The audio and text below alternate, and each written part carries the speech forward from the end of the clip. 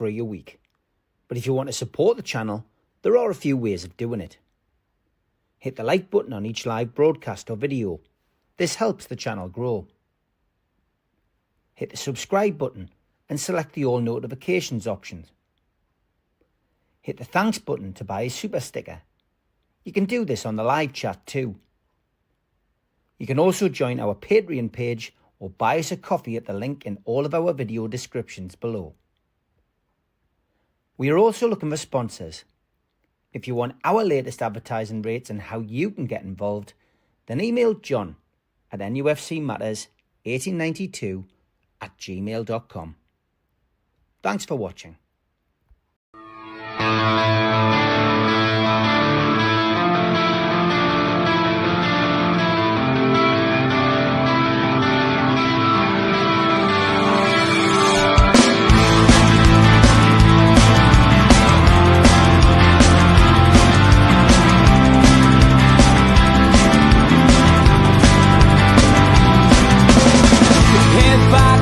Critics attack. It feels like I've been talking to myself again. But it's the only way you're ever gonna learn. You look back and it's all in the past. I'm dwelling on the thoughts I cannot say to you. If I don't say the words, then maybe it's not true. And it feels alright when they come and say to you, you're the only thing that makes us all believe. And it feels alright where the worlds collide. Manipulation stands to make us red. What time you said was coming over you. You wish it upon a star. You wish it on a star. You are, you are, you are. You fight back, it's an all-out attack. It feels like I've been taken on the world's machine. Because I want it more than anyone can dream. You look back and it's all in the past. You tell me how you live by all the things you do. Well, you can be yourself, but maybe I'm not you. And it feels alright when they come and say to you, you're the only thing that makes us all. Good evening and welcome to NUFC Matters. It is a post-match chat with you, Allon. How are you, mate? Very good, Steve. Very good. You must be very, very good yourself after that, did you? Wonderful performance, mate. But you saw the game. I didn't see it today. I haven't been to the match. Obviously, we had a big event on the Tyne Theatre last night. The Entertainers reunited once again. And we'll talk about that first, Joe, just quickly. Great night, wasn't it? Oh, mate, honestly, one, I thoroughly enjoyed it. I think all the audience did. But again, I've got to say, great tribute to you. And now you mean, mate, right? But I'm not being funny. The logistics that went on, getting 14 players there last night was absolutely fantastic. They all enjoyed it. And I thought every single one of them added to the event by the way they talked, the way they spoke fervently about the football club, and obviously the time that they had there being the Entertainers. They're a lot of people's best team that ever played for Newcastle United, you know. And they're a great bunch of lads. And I mean, we had the chance to spend most of the day with them, which was absolutely fabulous. And even that weather, that horrible weather, couldn't even put them off. I mean, I heard a rumour of John Gibson. I mean, I can tell John Gibson lies at times because I only know when he lies because his lips move. But John Gibson said to me that Liam O'Brien actually swam, get this one, the English Channel to get here. I always thought it was the Irish Sea between Dublin and England, by the way. Just want to say thank you to the Tyne Theatre, of course. Thank you to Parker chauffeurs who chauffeured the lads from the quayside up to the theatre. And thank you to Uno's. Uno's, of course, significant because that's where the entertainers used to go and eat and drink after games on a Saturday, and they were very hospitable, welcomed the players back in. If you pop into there now on the quayside into who knows, you'll see that the lads have signed the wall, and it's all above the little photograph of them all sitting in there. So yes, I did cheat on Portofino's yesterday, Jules, but it was for the right reasons, and the lads thoroughly enjoyed it. But yeah, cracking night. Good for Keith Gillespie. He couldn't make it, unfortunately. Couldn't even get a flight from Belfast. But Liam O'Brien, what a journey he had. He ended up getting a plane, was flying into Newcastle, got diverted then to London. They then stuck him on a coach at 4:30. Bearing in mind that the event was starting at half past 7, 7:45, and that was it. He got there for 9 o'clock. Got a Washington Services. He got a taxi. I got a lift from somebody, and then he was back at the Tyne theatre for 9:15. So he got there for the last hour, bless him. So he was absolutely fantastic. Lee Clark. You've got to mention Nash as well, mate. What about 39 hours. 39 hours for Lee. He came from watching his son Bobby in Spain, ended up in Paris, had to stay overnight in Paris, ended up in London, and then had to get a train from London. Well, we know what the trains were like from London yesterday, and it was a bit of a nightmare. So from his perspective, he ended up having to get a train then, and he got there. He got there in time for the show starting, which was fantastic. Dublin was diverted to Gatwick. Essentially, it was an absolute nightmare yesterday. But listen, everybody got there. One or two customers didn't get there who bought tickets. We've offered them free tickets for a future event, so they've all thankfully gracefully received those. So we didn't want to see anybody out of pocket, and ultimately those people have now picked the events that they want to go to. So great stuff, great night. Over 1,200 Newcastle fans in there last night, and even Joe making a little cameo when Gibbo rather mischievously mentioned the goal that didn't stand, that Rob Lee's talked about on this platform before, and Joe's held his hands up. So Joe went on and Rob Lee set him up perfectly. Just, where is Joe Allen these days? And then Joe walked on, shook his hand, and gave a wave to the crowd and walked off. It was good, but we have recorded it. You will be able to see it later on this year. Usually around about Christmas time, we'll put something like that out there, so you'll be able to watch it. And we're going to put the Beardsley one, I think, at some point up, but it'll be members only. So enjoy last night, and look out for the next event, which is obviously Les Ferdinand. A lot of people looking forward to that one as well. Okay, let's move on to the goals and games today. Newcastle United at Southampton looking to bounce back from that defeat against Bournemouth last week. Special mention to Bournemouth today. Not a one-trick pony. Whopping score for them. They beat Nottingham Forest by 5-0 today. Showing that they're not a one-trick pony. Little run of form for Bournemouth, and they're breathing down everyone's necks. But Newcastle, went to Southampton. Found themselves a goal down, Joe, but turned out 3-1. When as you watched the game, take us through it. Yeah, I mean, I'm not being funny, Steve, but we come out the blocks, we had great possession. Even in the first 5 minutes, we could have went 1-0 up easily in the first 5 minutes. And the thing was going behind against the runner player, and it was for me, it was bad decision making, and I think it was bad decision making. If there's a criticism today, right, because I'm taking 3-1 every day of the week away from home, and you can only beat what's in front of you. We always know that, and what have you, but you got to get past them. And it was a very, very workman-like performance, but a very great display from some players. Sandro Tonali for me was outstanding today. I'm not being funny for what I saw of him, and I'll talk you through his goal. But the fact that the decisions I'm on about is Dan Burn getting dragged out to the right-hand flank, right? He's either got to make that decision to clear the ball or take the man or whatever, but he's out to play. He might as well sit in his arse, because he's not doing anything. So they cross the ball in. You've got Livramento against the first lad who's got the first run on him. The big centre-half's behind, and Shaw's out the ball game as well, So why the mark spaces, I'll never get it, Why they just don't mark players. And Livramento didn't jump. And the lad, if he didn't score the goal, the big fella scores it for them, So it's a bad goal to give away. But to show the resilience to come back straight away, And what we did, going forward, and I'm on about decisions, if we'd made the right decisions, could it be easily 6 or 7 to Newcastle United today, you know, because they were that good. You know, the gulf I've seen, Steve, today in class, and I'm not feeling sorry for Southampton. You know, I think they'll go down. I think even a betting man like Mickey Quinn, if we give him a free £5 note, he wouldn't put his money on Southampton staying up. You know, I think they're doomed. And they look like a side that were doomed, you know. But, like I say, you've got to get past them. Isak, irresistible form again. You know, the boy scored 2 goals again. And you know what? His finishing is just, it's world class. He's different class. His penalty was just exuding confidence. And there was assets in the game. We'll come to the first goal that Isak scored.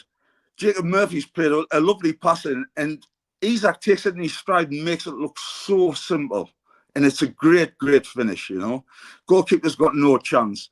And coming on to the second period, just talking about the goals, Sandro is made a run off the ball. Isak's tried to take it on his chest. I'm not giving it that he's chested it to Gordon. I think it was probably going to be in his path if Gordon wasn't there.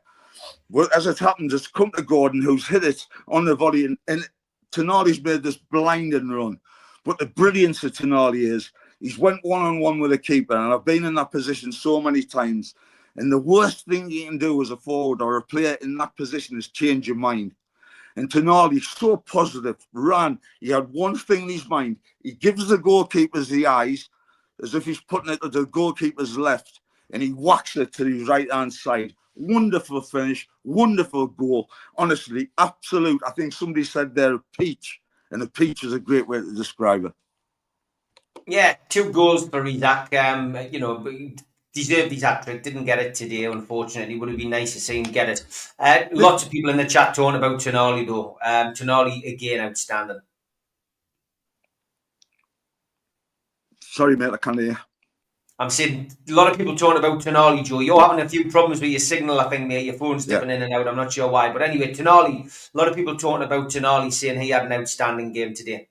Yes, I mean, I'm not being funny, Steve, but he does the things that footballers don't like doing it, you know, and he does them well. But also, he was doing that thing where, everybody says he's playing that 6th role and what have you. But he was getting further forward, and I was seeing Bruno just coming back in and filling in for him. And that's what they've got to do. They've got to be on that little piece of string like that. When one goes, the other sits. And when the other one sits, I mean, they trust each other with the ball that much, you know. And when I'm saying decision-making, it was in the final third and the defending third, because in the middle of the park, everybody's trusting everybody with the ball, you know. And the possession that we had, I thought would be a hell of a lot more in Newcastle United's favour today. But when I've looked at the possession, I think it's something like 53-47. But it doesn't tell you that game yet. We can have games when we've had 80% against Everton, 80-odd% possession, you know, and we get a goalless draw at Goodison Park, you know, and that didn't tell the whole story at the game. When you're getting, so this is what I'm saying about possession. Sometimes, you know, it's not really 9/10 of the law having possession. It's what you do with the possession when you've got it, you know. And we've got so many flair players. Talking about Alexander Isak on 2 goals. As a forward, right, I'm going to be gutted to be coming off, and I'm him, by the way, and I'm on a hat-trick. And I'll be having a pop at the manager as I'm coming off the pitch, because you didn't take. I think I come off the pitch once when I was on 2 goals, and I couldn't walk when I come off the pitch. I had to get stretchered off. And I swear to you, he was disappointed, but also it was great to see Bruno being so disappointed. And I mean, I don't speak Spanish, Portuguese, whatever they speak in that Brazilian carry-on tongue, but I'm sure that swear word that he was saying when he was coming off showed his displeasure. And I tell you what, it was because it means that much to him, you know, to stay on the pitch as long as possible. And even Anthony Gordon with 3 minutes left, Steve, he was gutted to come off. He was shaking his head. He was gutted. But doesn't that show everything about everybody wants to be involved. Everybody wants to stay on the pitch as long as possible. And the other thing about Eddie saying last week, because we've never had a chance to talk about this, he said maybe he didn't refresh it enough. I thought Bournemouth last week, just finally on Bournemouth, the fact that Kluivert's hat-trick was by Justin and not Patrick, being dying to get that one in. The fact that Bournemouth did to Newcastle United what Newcastle United's been doing in them 9 games. They've done exactly the opposite. And bearing in mind, by the way, Bournemouth had a scratch side out when they played us because they had young'uns on the bench that hadn't even played in the Premier League. But fair play to Bournemouth, they did that. But Eddie saying about he refreshed it, I think Eddie's set on this team that he's played today, because that's been his majority of his team that we've had success in these 9 games, you know, give or take a suspension or an injury, yeah? But that's his team where I think Eddie's settled on. And don't tell me, I'm going to ask you, Eddie Howe's been thinking in this Arsenal game, because bringing substitutions and bringing Bruno off and bringing Anthony Gordon off and bringing Isak off when he's on 2 goals, we've got to play Fulham, but we've got to play Arsenal as well. So you're not telling me that he hasn't got one eye on that Arsenal game, because let's face it, we all know as fans, we all know as supporters, that this is the biggest game of the season for us coming up against Arsenal, and we know why. You know, we're not going to harp on about it again. But you know what? I think Eddie also is cute, because we've got a full, lovely week now before to prepare for the Fulham game, and then you play Arsenal in the midweek, where we've got a great chance to get to Wembley, you know. Yeah, I agree. I mean, you know, players might be frustrated coming off and having to take some time off of a game, but at the end of the day, it's for the right reasons. And you know, if the game was shown up, the game's won. I mean, Southampton did give us a little bit of scare. VAR was involved a couple of times, Joe. Just an update on the Man City Chelsea game, by the way. It is 1-1. Guardiola's equalised for City. Cucurella with a mistake for Chelsea. So 1-1 going into half time. But yeah, the VAR technology stepped in, and it helped us on a couple of occasions today. Ludicrous. Honestly, VAR, if it's supposed to get to the decision quickly, I mean, everybody in the whole world's looking around, looking at each other, and they haven't got a clue. And they're looking at milligrams of... Listen, if we get in the penalty against us, I'd have been devastated, right? But to get it for us, I'm saying that the lad stamped on Isak. So there you go. So I'm not going to not take the penalty kick. But on that millisecond of a touch where he stamped on him, and he has stamped on the top of him, but he hasn't really wrapped his foot around him. And if you have a look at different angles, the jury can be out. I'd love to think what the fans think about that, what the supporters think, you know. But that VAR carry-on was probably the only add-ons for the minutes that they played before half-time and the minutes that come on at the end of the match. Because the VAR decisions, they've got all this technology, and yet they're taking 5 minutes to make a decision.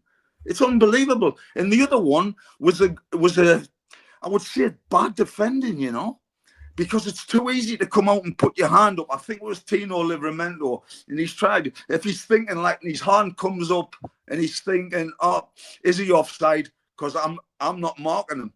So he's committed himself to half saying he's off or he's on, he's off.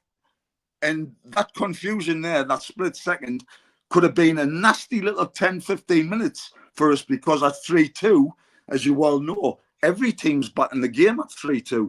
You know, it could have been a little bit, you know, dicey, but it wasn't. We got the decision. So VAR's played its part for us today in getting the victory, you know. But, I mean, Southampton, I've got to say, you know, they're doomed. I mean, I can't see them stopping up. Anyway, we're coming into February, you know, and it's not going to change overnight for them, you know. And fair play, you know, to the manager, he's trying and whatever. Yeah. But, I mean, they had Adam Armstrong. We had that much space, Steve, right? I'm not being funny. We could have been, like, thinking we were Neil Armstrong. That much space. Classic. That's the all new material. Not archived. It's not archived. That's not archived. So yeah, a lot of people are talking about Bruno today. I mean, Pablo and Darren were down there. They'll be on the fans forum tomorrow, on Monday, sorry. And they were saying that Bruno wasn't at the races. Had a bit of an off day. He had a bit of an off day last week, but then so did all the team. But yeah, then he put a cryptic message out on social media, not about what people thought was his future, but then he quickly corrected it and said, "I'll be here next week. Don't worry." But yeah, I mean, Bruno suffering slightly. Do you think is he just got a bit of fatigue? Do you think is it catching up with him? I think that's why Eddie brought him off, And I mean, he knows when he's playing at full pelt, and he's firing at all cylinders. And all these knocks he's getting might take its toll as well. I mean, he kind of be the most foul player in the Premier League. That's fact. You know what I'm saying? He is and he's not just the most foul player by a little bit. He's by a country mile. So all them times he's taken the responsibility and the bravery that he's shown by accepting the ball in areas which this is the thing about what I'm saying about decisions and defensively third as well, because we give the ball away sometimes needlessly, and it can be reckless at times because that can cost you, And silly little balls at times, like against Bournemouth. I'm not going to mention it after this, I promise. But Dan Burn playing a ball in areas where Bruno's got 3 men around him. And that's asking too much at the time, And Clive Wood scores the goal on there, But at the same time, them decisions as well. Joe Linton in the second half, Steve, you'll see it on Match of the Day. And he's got, I'm not being funny, facing towards Jacob Murphy, less than 12 yards away from goal. And all he's got to do is just pass it into Jacob Murphy's feet. And Jacob's got a chance to score a sure goal, 100% goal. And that would have been 4-1, game totally over. But Joel, he made the wrong decision. And that's what I'm saying about them decisions in the final third and the decisions in the defensive third are crucial to make them right decisions. And it's the difference between winning 3-1, winning 5-6-1, But I will say as well, there was a brilliant, brilliant tribute by the supporters at the end of the game when the players went over, because they were fantastic again. I'm hearing them, right? I'm not being funny. I went to the bathroom halfway through the second half, right? And I could hear them, the supporters singing. I thought they were in the living room. And I didn't live it. And I haven't got a house that's got an east wing. I've got a passage and a toilet. Anyway, so it's one of them where, you've got the supporters singing that. And Miggy, they just sang Miggy's name. And if that was his cameo, he even had a chance right at the end, Steve. I mean, we're all going to say he was not known for his finishing. He's known for his work rate and getting into that final third. But his finishing's never been the greatest. We'll say that. And if he'd scored, oh God, I would have been so glad for Miggy. But the reception that he got, if this is his cameo, if this him going like it looks like, the supporters give him a great send-off. But I've got to stress as well how absolutely delighted I am for Sandro Tonali. That finish, right? That goal, that man of the match performance. And when your team is struggling and you're looking at the players that are still playing well when you're playing just under the weather a bit, because I did think he played really well against Bournemouth as well, He did. I really, really did think he was the pick of the players again.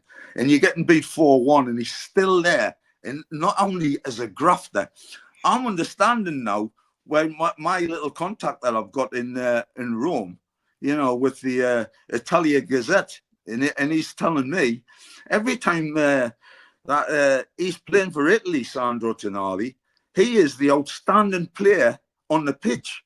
And this isn't just one game. This has been Italy's games all the way through the qualification stages for the competition, And this can't be a fluke because he's bringing that international form. Bearing in mind, we've got to remember, this lad's been out for over 12 months, And he's putting shift in after week after week after week. And his attitude is absolutely first class. And he's got that little bit of devil in him as well, He's not frightened to put his foot there and let them know he's there as well. He's tenacious, but he's also got a wonderful, wonderful football brain, Steve. Superb, Tonali. Fantastic. Says Tonali had so much class, he just knew he'd score that goal despite never having seen him in a one-on-one situation. And Craig Lee said that the pullback on Hall, Joe, was a penalty too, or could have easily been given on another day. Yes, definitely. You know, I mean, this is the thing where, you know what lacks? Where back in the day, we didn't have VAR. Back in the day, didn't have colour telly. But back in the day, you had the referee and these two linesmen making the decision. And that was all right for the 22 players that were on the pitch because we accepted what he said. Now, sometimes the referees would get it wrong and the linesmen would get it wrong. But you know what? They made the decision. You might call them this, that, and your grandma's, mother's, uncle's, aunties and all that carry on. But at the same time, when he made the decision, he accepted it. And now I feel the consistency is just lacking. That's even with all this technology. The consistency, and rightly so, that could have went for us, that decision, quite easily. You know, like that split decision could have went for them today, you know.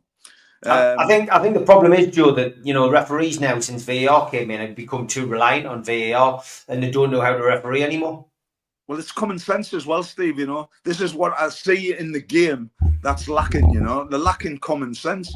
And common sense should prevail because they've even got rules against the VAR if a decision's not made in the right areas.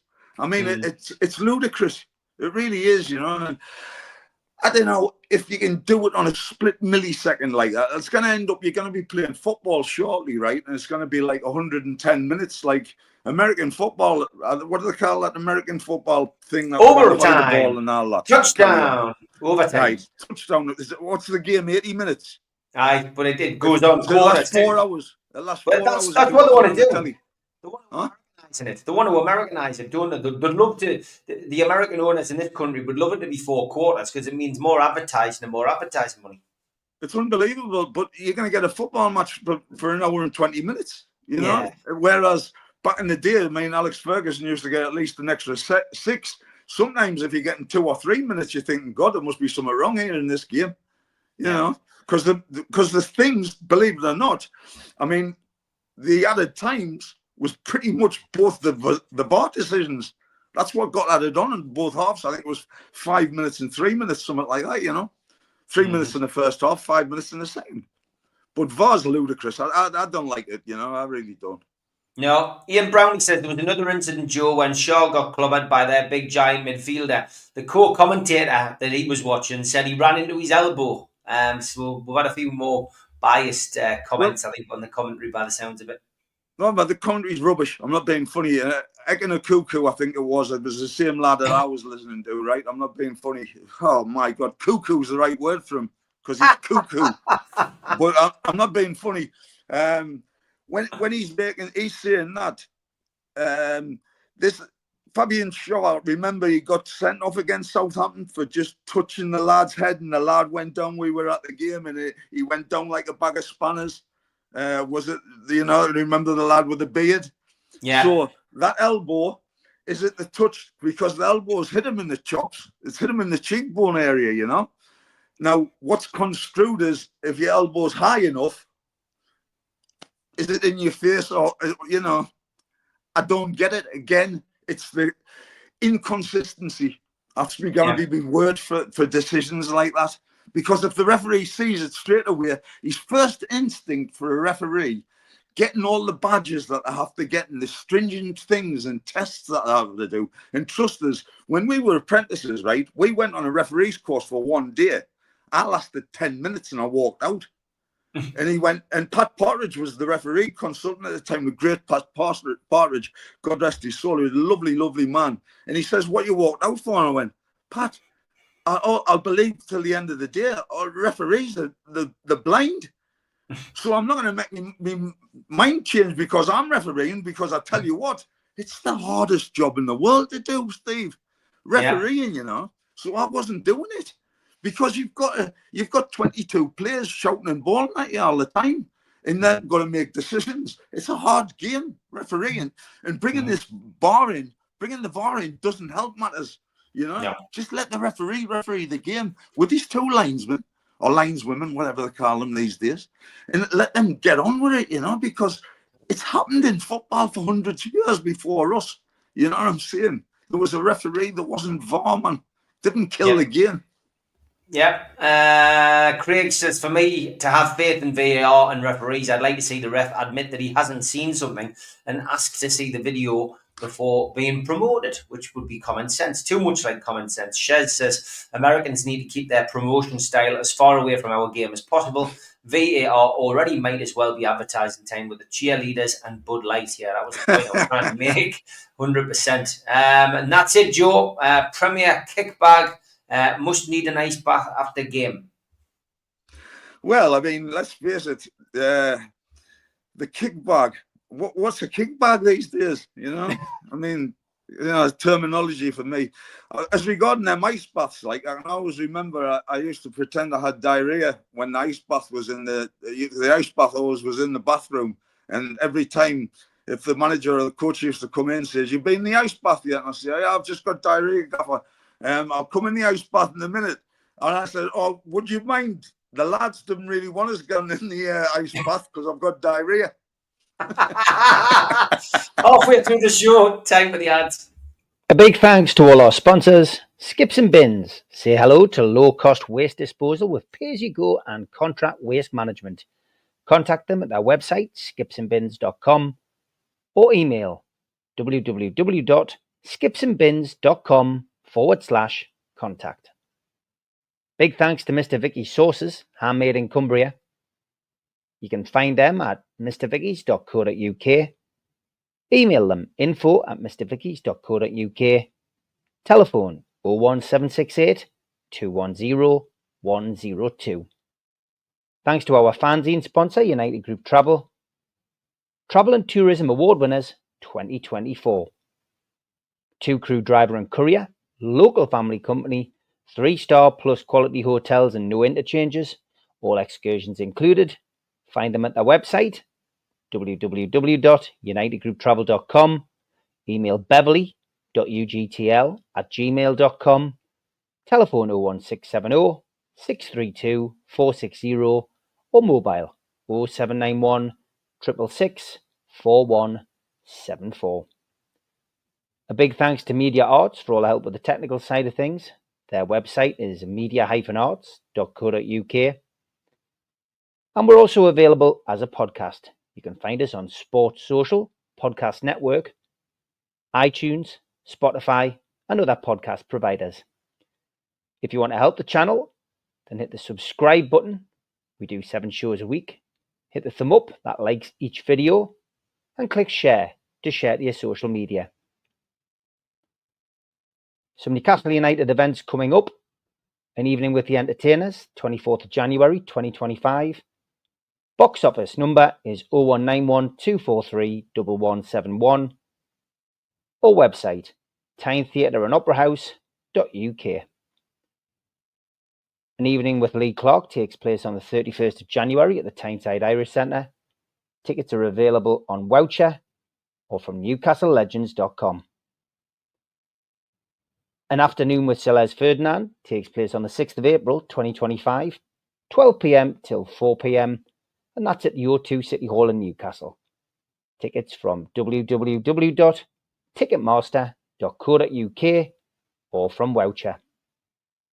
And did you get a book voucher for Christmas? Then why not buy The Entertainers, 1992 to 1997, Kevin Keegan's Legacy by Will Scott. Priced $18.99, also available from newcastlelegends.com. And I will get the adverts changed for tomorrow.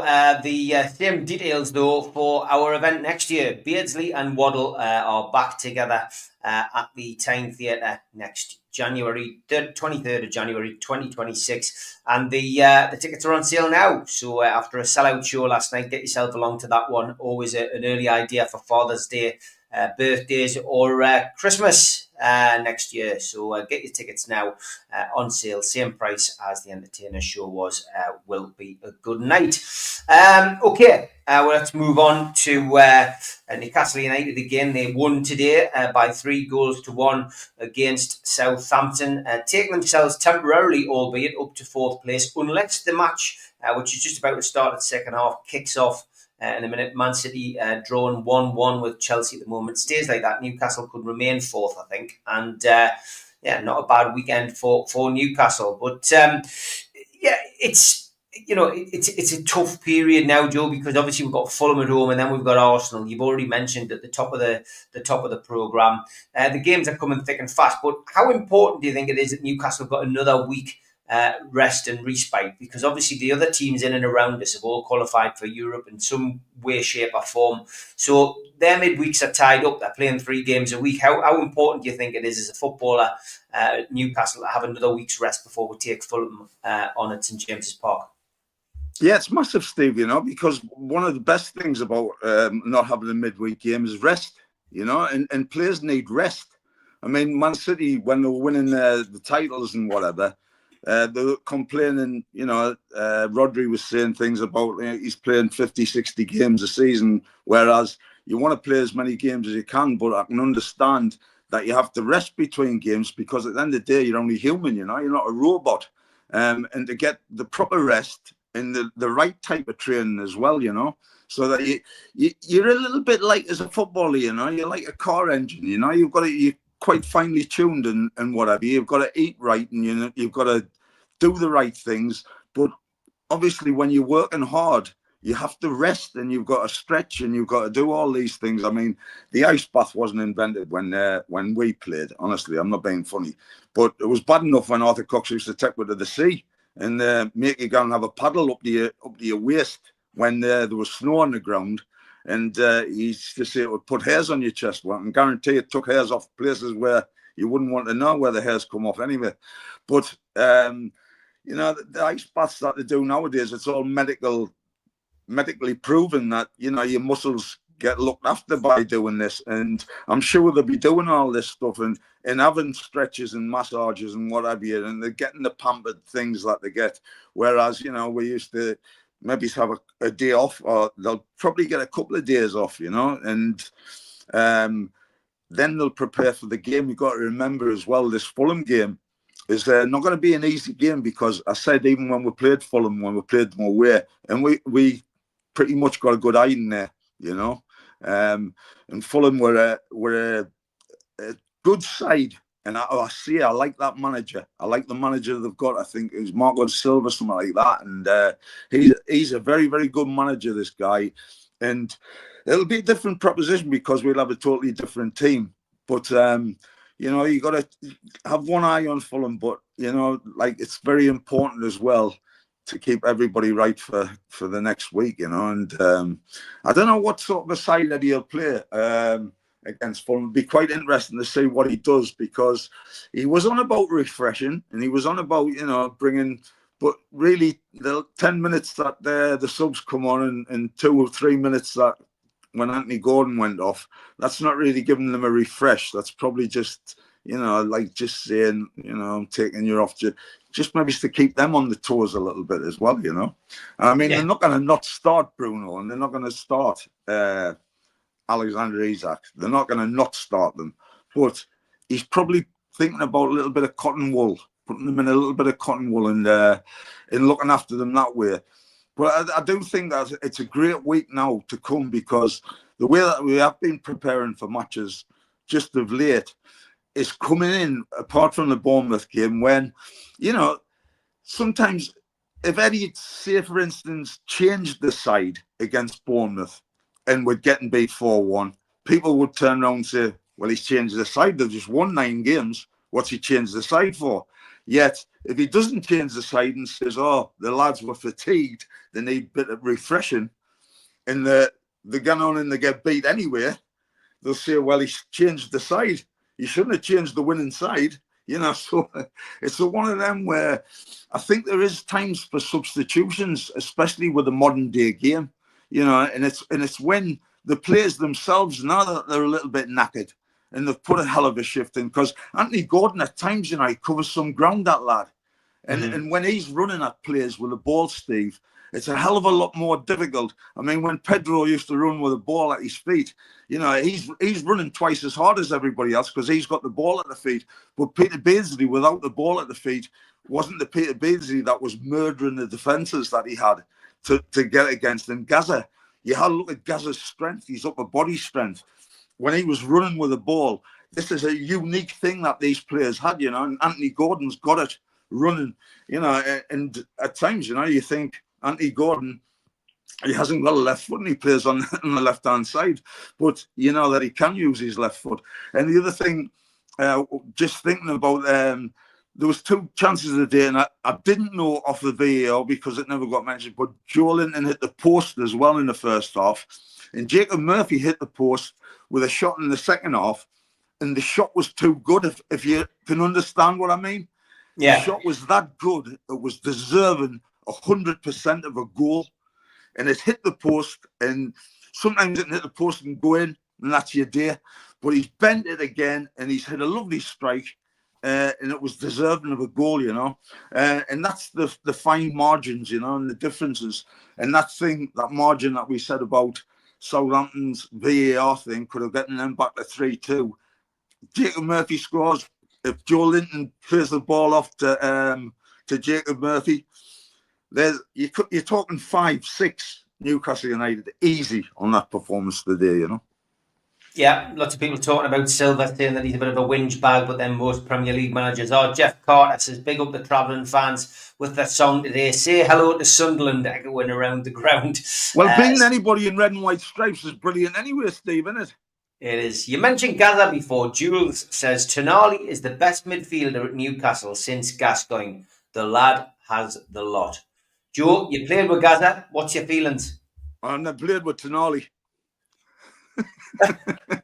No, seriously, what Sandro Tonali has got, right, is a hell of a first half of his season and his career starting at Newcastle United. And yes, he can go on and go on because he has got the potential to be a class player. I don't know if he's the same type of player as Paul Gascoigne. I don't think he is. I would, you know, the upper body strength sort of thing that Gaza had. Gaza was also a box-to-box player as well, you know. He had an engine on him and he'd get from both penalty areas like Brian Robson did back in the day. And that was his hero. That was Gaza's hero, Brian Robson. And he couldn't believe when he got into the England setup and all that he was going to get a chance maybe to play with Brian Robson. But I don't know if it ever happened in a training thing and whatever. But obviously Brian Robson ended up buying him for Middlesbrough, you know. But Brian Robson was his number 2 for Terry Venables for a few years at the England setup. But that was the type of player that Gaza modelled himself on, you know. And Brian Robson, by the way, people forget how brilliant Brian Robson was as a player, you know. Chesney Street lad, North East boy again. But at the same time, what a hell of a player he was. But again, I think Tonali, on the question, he's got it at his feet if he wants it, you know. But whether he's the same type of player as Gaza, I don't know. But he'd definitely be one of my first names on the team sheet at Newcastle United. That's without a shadow of a doubt, because he's just coming on leaps and bounds. And it's like I say, I can remember Gaza playing well when Newcastle United got beat. And one of the things that he always had, a little bit like Pedro, and I know Pedro will not like us saying this, but Pedro would want the ball when we were getting beat. Gaza was demanding the ball when we were getting beat. And them's great players, the ones that want the ball when you're losing, not the ones that are hiding and they don't want the ball. That's when you see the great players that want it when you're getting beaten, and when you're up against it. And that's the bravery in players like that. And I think Tonali's got that tenacity for that. And I think he's got the attitude to do that, because I've never seen him shy of not wanting the ball. And that's a great attribute to have for Sandro Tonali. I really do think he will be one of Newcastle United's best players that we've had in years. 1-1 still between Man City and Chelsea. Kushinov, the young 20-year-old who Newcastle were linked with, the centre-half has gone off. He's had an absolute Tony Blair today, that's to be said. He's getting hands shaking and cuddles and all that. Like, but honestly, his teammates were foaming with him after 3 minutes in the game. You could tell. It's nice to know Chalobah's you're listening to me. It is. Chalobah's limping off. Yeah. He's after a best actor Oscar here, I think. But off he goes. He'll be back on running around like a blue horse fly in a couple of moments. Joe, did you ever do the steps at timeout? Says Jeff. Aye, I'm not joking. Again, it was one of Arthur Cox's things when Arthur was managing and the pitches were rock hard. We didn't have a very good facility at Benwell to train indoors. And I'm not being funny. It was like Ice Station Zebra indoors at Benwell in the gym. Honestly, it was like rollerball for one because there were brick walls that you had and it was an AstroTurf like thing that was on the floor, but it was very small. So 9 times out of 10, obviously, sand doesn't freeze, and he'd take everybody down. And when everybody went down, there was a coach, and you got down there, you were in your shorts, it was Blanna hooligan, snows, blizzards, and all that, and then getting up them steps on the Tynemouth steps and also the sand dunes as well. He used to run up the sand dunes, and he loved that dip in the get in, and if you didn't get in, you got fined. And I mean, getting fined £1 back in them days used to kill me. That was 25% of my wages. And Joe, did you ever watch Steps at timeout? Did I ever watch Steps? Yeah. I was in them. I was that age before he turned like the other way. Moving on. I'm laughing at the chat as earlier, by the way. Les goes, every time Steve mentions Les Ferdinand, I think he's talking about me. Shez goes, I get what you mean, Les. Whenever they talk about Greek gods on the History Channel, I think it's about me. Hey, Shez, Joe does the comedy, man, not you. It's a classic. Bert Troutman played in goal with a broken neck. You're right, Jeff. He did. That's a classic. That like. And you know what, Steve? He never looked back. I think Arsenal's deluded Sky pundits have moved on to Sesko now. They're giving Isaac a break, which is true because George said, do you think Sky should keep talking about Isaac and Arsenal? Should NUFC complain to TV authorities over broadcasting fake news? You kind of do it, George. It's unfortunately, it's just one of them things we've got to live with, you know what I mean? But yeah, it's a strange one. Look, talking about the transfer window, Steve Hasty described it as shut on Friday's show. What's your feelings, Joe? Do you think we will sign somebody? Do you think, let's say Almiron does go to Atlanta, and let's say that was his swan song tonight, and he said goodbye to the fans in a fairly emotional way? Would you say that Newcastle will bring in a right winger to replace him? Otherwise, we're going to end up quite short on that side. We're only going to have Jacob Murphy. Yeah, there's players you can play out of position over there, I guess, but it is going to leave us a bit short. So would you expect to see someone come in if Miggy goes out? I just want for the fans, for the supporters of our football club, to have some players to come in on a transfer window, you know? Because what I've said long before I even thought about it, right? You strengthen your team when you're playing well and you're winning. You don't strengthen your team when you're getting beaten, you're losing, because that's the panic buys, you know? And I want to know, just, you know, this isn't a criticism, but I want to know, if the people that are doing and are in charge of recruitment, what are they actually doing and getting paid for? Because recruitment is apparently to bring players into a football club.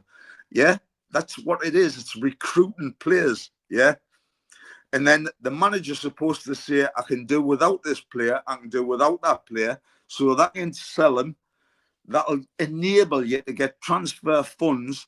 But then with all these PSRs and all the rest of it and the rules and whatever, let Eddie know how much he's got to spend on a player that the recruitment is saying you'll be able to get him for that express amount of money, you know? And that's people coming in and doing the jobs. Because I didn't know if you're signing a 14-year-old from somewhere and you're signing this player that I'm hearing, you know, 16, 17-year-olds and whatever. You know, they're not going to get into the first team at this level at this time, you know. And the fact is, if we're going to be pushing for this trophy, if we're going to be pushing for this place in Europe, you have to say exactly what you've got. You've got to be doubled up on positions, on players. And I think it's great that our bench is getting stronger and stronger. But with that bench and with that first team, it only takes 2 or 3 injuries and a suspension, And it all revolves around, and all of a sudden you're thinking, oh, we're down to the bare bones again, you know? And this is where Eddie needs to have that luxury of having players to choose from. It would be lovely to be a club like Chelsea and to be a club like Tottenham and be a club like Liverpool that's got like choices, and Man City, 15, 20 players to choose from for substitutes. We haven't got that. Our bench is looking better and it's looking great. And I think it's great news if,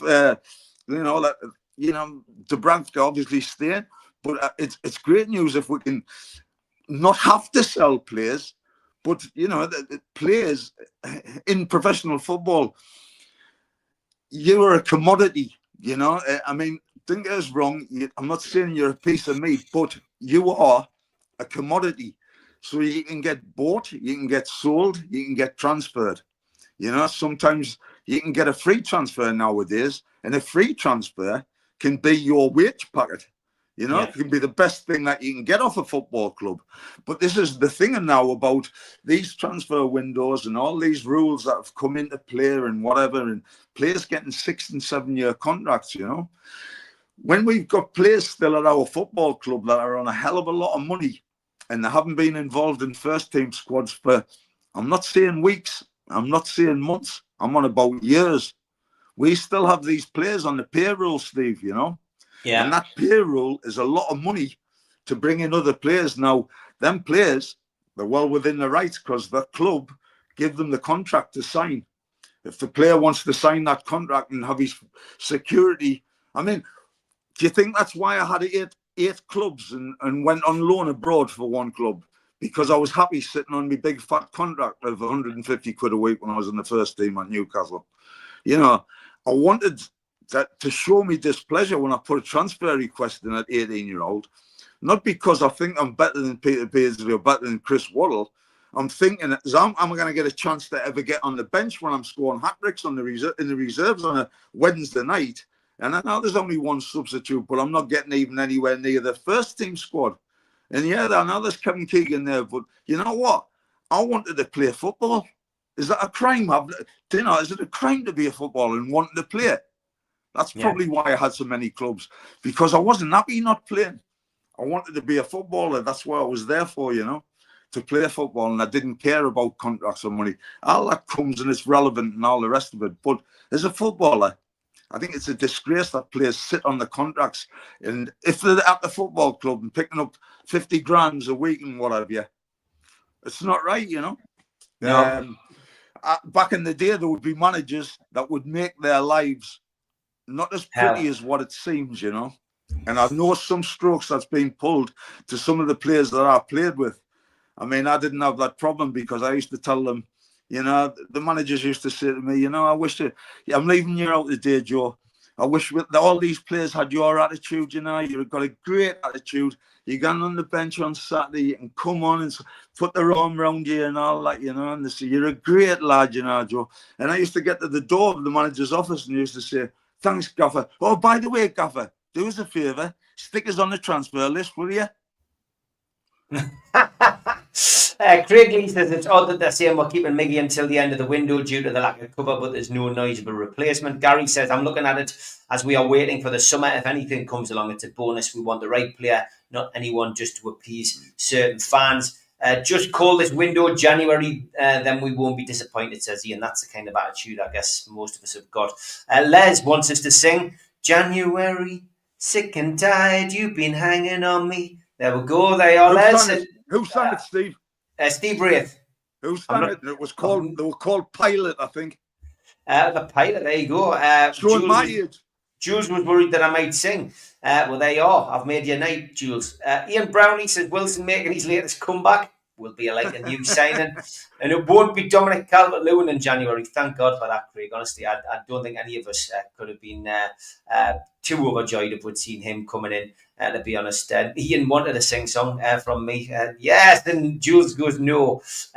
My singing, nice one. Let's see. I get like approval in the chat when I sing. Okay, we're hearing it. Yeah, probably. Les, are we going to hear it? That's why she likes it. Turns it off. Sorry, classic. Yeah, we've got 400 plus watching tonight, which is great. That means there's about 350 of you watching on Twitter tonight. Please jump onto YouTube, search NUFC Matters, and hit the subscribe button. We do 7 shows a week. Tomorrow night, back at 5 o'clock with the professionals. And on Monday night, it'll be the fans forum. Jules says, Joe, I always liked you. There we go. Thanks, Jules. Forest did get a shellacking today. Yeah, some interesting results. Joe, I think it's Liverpool's league. I know Arsenal managed to get a win today at Wolves, but Liverpool just look as if they're too good this season. I genuinely can't see Liverpool falling now, Joe. Can you? Do you still fancy Liverpool for the league, or do you think there's an outside chance that it could be Arsenal or Newcastle? No, you're 100% right. And if there's somebody that I want to win the league, it's Liverpool as well, rather than Arsenal. Sorry, Miguel or Teta. Anyway, the thing about Liverpool is what I really like is I always like Klopp as a manager. And talking to Lee Clark about Klopp, he said he was brilliant bloke and all that. And he was great at development players and what have you. But I think this new manager that's come in, Arne Slot, I think he is an absolute perfect foil for Liverpool Football Club. I'm impressed every time I hear him speak.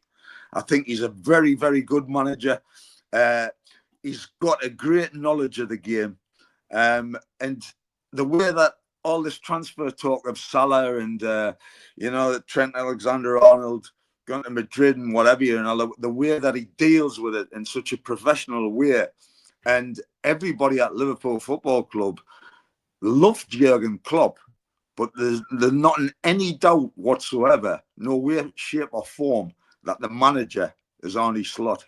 They all know that and they respect him, and the crowd absolutely love him as well. So, yes, I totally agree with you, Steve. Liverpool's title for me, Liverpool's title to lose.